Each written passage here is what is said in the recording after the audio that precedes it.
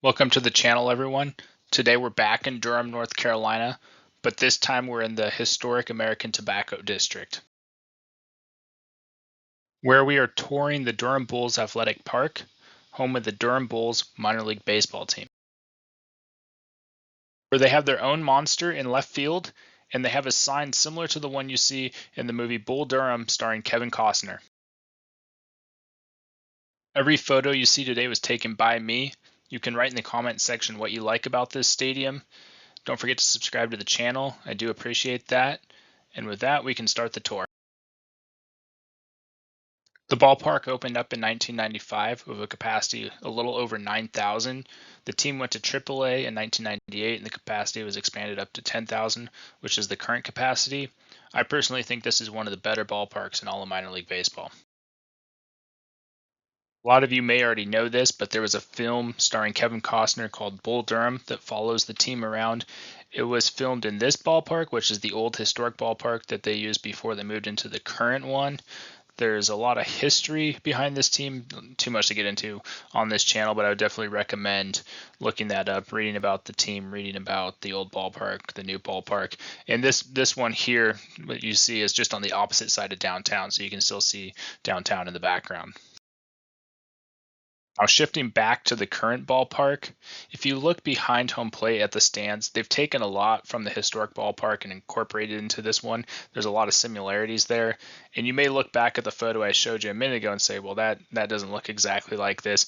And one thing to note is that the current state of the historic ballpark's been stripped down a lot. It doesn't look like it did back when, when the movie Bull Durham was filmed or when they were actually playing there. This ballpark, like I mentioned before, was opened up in 1995, and it has the same architect who designed Coors Field and Camden Yards in that similar time frame. One of the really cool features of this ballpark is they have what they call the Blue Monster, which is similar to the Green Monster in Boston. In left field, their fence is 32 feet tall. It's only 305 feet from home plate. You can see from this view they don't have any seats right on top of the wall like they do in Boston, but they have a walkway that you can walk along the top of the wall and go from left field out to center field.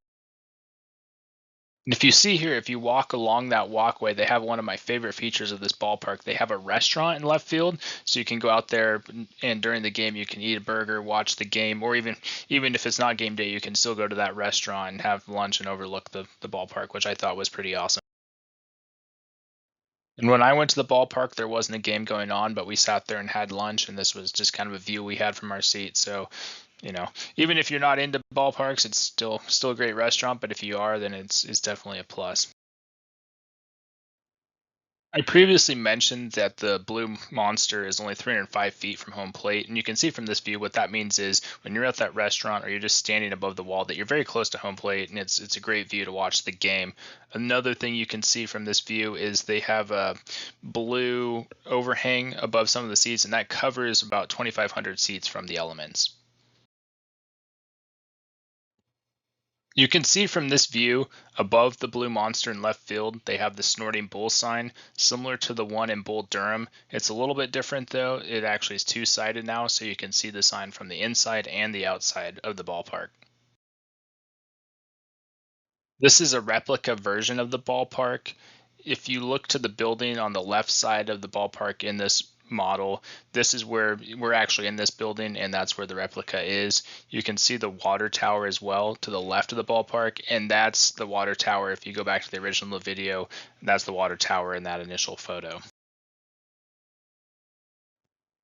If you look at the building just beyond the ballpark, you can see the Oracle sign, and that's where the previous photo is taken that shows the model. So if you can walk in there, even though it says Oracle, you can walk into that building, and in the lobby of that building, that's where they have the replica model of the ballpark to look at.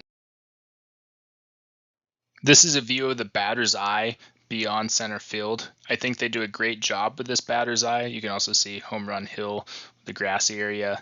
I think it has a great clean look to it. One thing else to note is just beyond this, there's a gap between the buildings, and you can actually walk from the outside into the stadium through that gap, and you can walk all the way along and get to the restaurant, and that's what we did. So just something to note. And this is just a view on the other side of those buildings from the street. You can see under the trees where it says Diamond View. If you just walk through there, that's how you can enter into the ballpark, and you can actually kind of see the fence if you look underneath the tree there. So keep that in mind. You can see the umbrellas and party deck in this photo. Something to note is they've added a lot of party decks and concessions and things like that down the left and right field line. In the past, they were plagued with long lines for the concessions, and where they were, people couldn't see the game. So recently, they've gone in and added these places where you can go hang out, get food, and not worry about missing the game. In addition to being the home of the Durham Bulls baseball team, it actually hosts a lot of college baseball games. The Duke Blue Devils and the North Carolina Central team play here often, and it's also hosted the ACC baseball tournament multiple times as well. Most videos I like to throw in a photo of myself at the ballpark, showing I was actually there.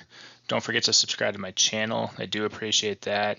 If you want me to keep doing videos, you can write in the comments section what stadium you want me to do next. And this takes us towards the end of our tour. So take care, and I'll see you next time.